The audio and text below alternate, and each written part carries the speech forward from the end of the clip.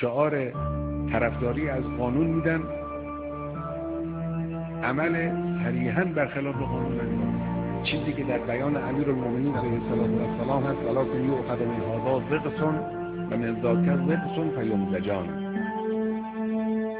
و حینئذ یشتبه الحق علی اولیائه. یک کلمه حق را با یک کلمه باطل مخلوط میکنن، حق در اولیاء حق مشتبه میشود. اون کسی که برای انقلاب، برای امام، برای اسلام کار میکند، به مجردی که ببیند حرف او، حرکت او موجب شده است یک جهتگیری علیه این اصول به وجود بیاد، فوراً متنبه میشود. چرا متنبه نمیشن؟